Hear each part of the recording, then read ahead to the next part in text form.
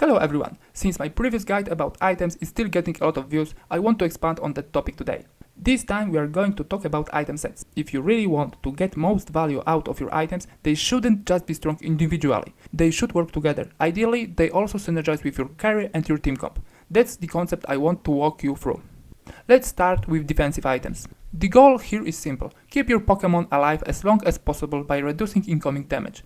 But it's important to understand that stacking defensive stat doesn't scale linearly. At some point, adding more just isn't worth it. So the core defensive items are Rocky Helmet, King's Rock and Max Revive. They all give solid defensive value with no conditions, so they are always reliable frontline options. From there, things get more situational. Green Orb is more of a supportive item. It works best if the holder is already tanky or if your synergy gives defensive bonuses like Grass, Rock or Fossil. Pokédoll reduce damage taken and force enemies to target the holder. Because of that, it's much stronger when combined with other defensive items.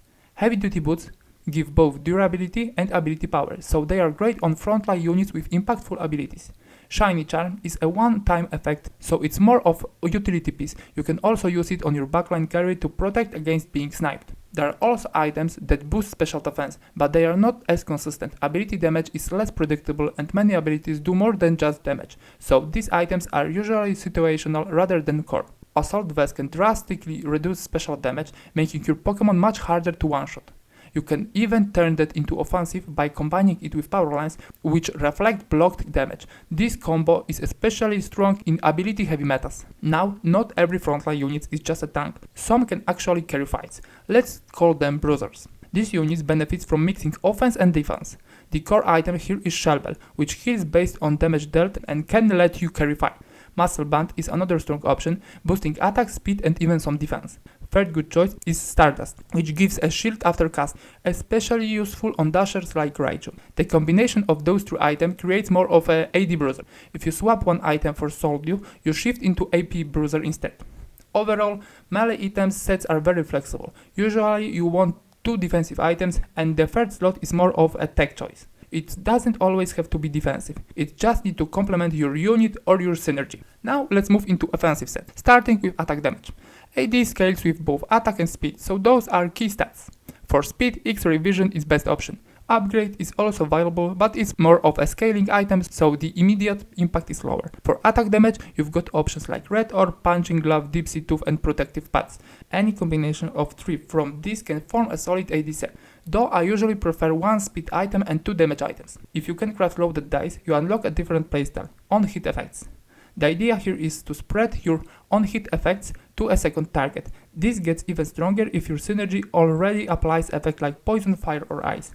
Items like Punching Glove, Protective Pads, Red Orb and Deep Sea Tooth all contribute to this. If you only have one on-hit effect, adding speed helps you trigger it more often. There are also a very specific combo, Flame Orb plus Safety Goggles. This gives a big attack boost while removing the downside of Flame Orb.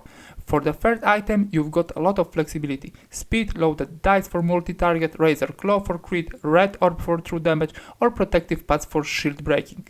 If you're putting this on a frontline unit like Drodigon, adding a defensive third item can be a great choice.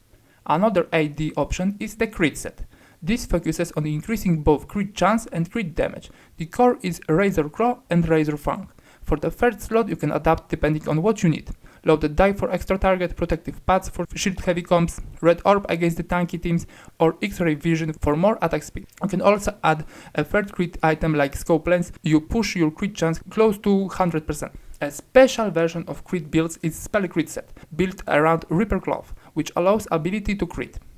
The best combo here is Reaper Claw with Razor Fang and Scope Lens. If you can only build two crit items, you have to choose your playstyle. Razor Fang gives lower consistency but higher damage, while Razor Claw with more reliable crits but lower burst. If you don't have a third crit item, you should focus on PP generation. Soul Dew, Aqua Egg or Deep Sea Tooth are all good options. That's led us into the standard AP PP set. Your core items are Soul Dew and Choice Specs for ability power. Running both is ideal but not always easy to build. To cast more often, you will want Aqua Egg or Deep Sea Tooth. As mentioned earlier, Shiny Charm is great for protecting your caster from being sniped.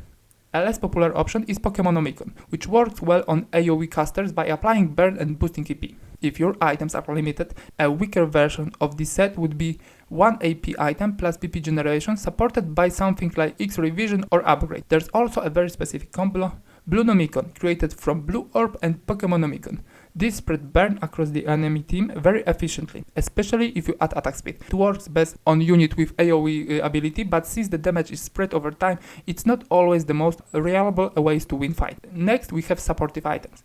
These include Green Orb, Ability Shield and Gracidia Flower, that provide value to more than one unit in your roster, but usually aren't your first choice unless you lack better options. Smoke Ball adds some crowd control, but it's not very strong right now. Sticky Bark is very niche and generally weaker compared to other items. White Lens can be useful but only in specific situations, like range Infernape or extending the range of ground type Pokemon. Finally, we have Wonderbox. This item has great value since it gives you 2 random items instead of 1. However, I would recommend it more for mid or late game. Early on you usually have better crafting option, but later in the game, if your main carries are already equipped, Wonderbox becomes a very solid choice, especially for a secondary carry. It tends to work better on melee units since they benefit more from defensive items. To complete a Wonderbox setup, just add 1 solid item, ideally something defensive or a strong utility piece. That's everything I wanted to cover today. We went through all the basic item sets, and hopefully this helps you make better decisions and climb the rankings. Thanks for watching, and I will see you in the next one. Bye!